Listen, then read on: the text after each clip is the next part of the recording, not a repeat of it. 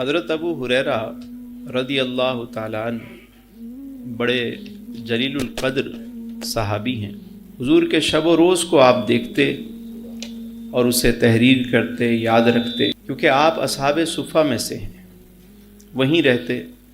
جب آپ اسلام لائے تو والدہ ابھی اسلام نہیں لائی تھی، اور اسلام اور بانی اسلام کے بارے میں ان کے نظریات اس وقت اچھے نہیں تھے، لیکن حضرت ابو ہریرہ اپنی والدہ سے بڑی محبت کرتے، پیار بھی بہت تھا، خدمت بھی بہت کرتے، لیکن جب والدہ اس قسم کی گفتگو کرتی اسلام کے بارے میں تو آپ کو بڑی تکلیف ہوتی۔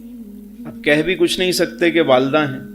ایک دن جب بہت زیادہ دل بھر آیا تو حضور کی خدمت میں حاضر ہوئے اور آ کر عرض کی، یا رسول اللہ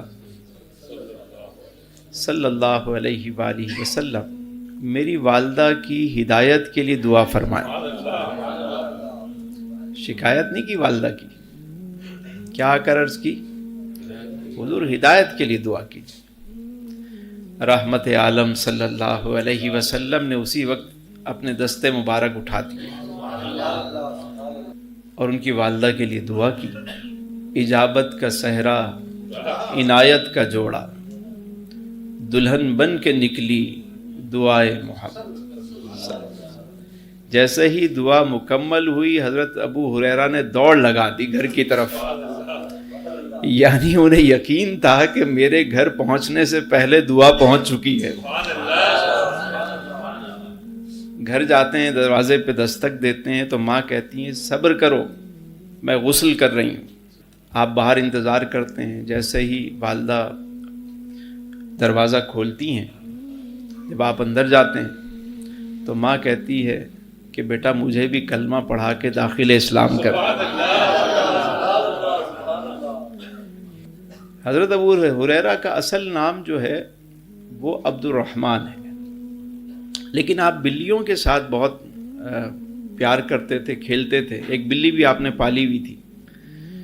تو ایک مرتبہ میرے آقا کریم علیہ السلام نے فرمایا، یا ابی ہریرہ، تو آپ کو جب یہ لقب ملا آقا کریم علیہ السلام کی جانب سے تو یہ نام اتنا پسند آیا کہ آپ یہی نام آپ کی پہچان بنا۔ آج دنیا انہیں حضرت ابو ہریرہ رضی اللہ تعالیٰ عنہ کے نام سے جانتی ہے۔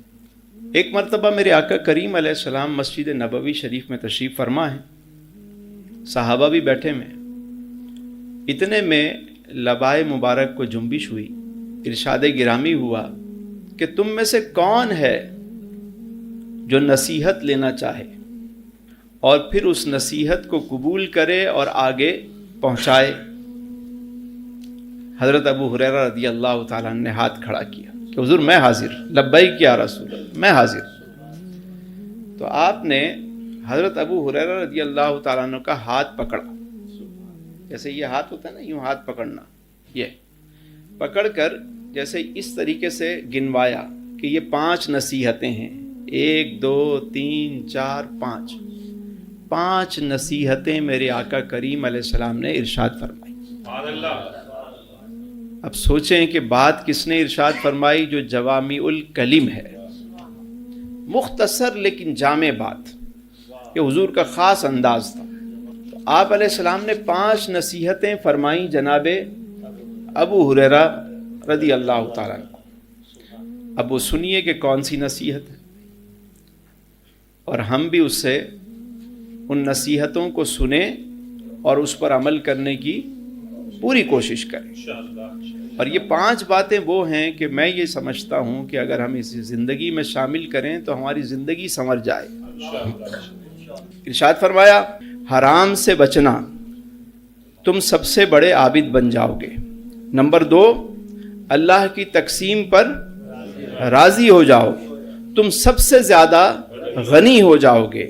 اپنے پڑوسی سے حسن سلوک کرنا، تم حقیقی معنوں میں مومن بن جاؤ گے، اور جو اپنے لیے پسند کرتے ہو وہی اوروں کے لیے پسند کرنا، تم سچے مسلمان بن جاؤ گے۔ زیادہ نہ ہنسنا ورنہ تمہارے دل مردہ ہو جائیں گے۔ اللہ تعالیٰ سے دعا ہے کہ جو کچھ ہم نے سنا اس پر ہمیں عمل کی توفیق عطا فرمائے، اور کوئی غلطی ہو گئی ہو گفتگو میں رب کریم اپنی رحمت سے معاف فرمائے۔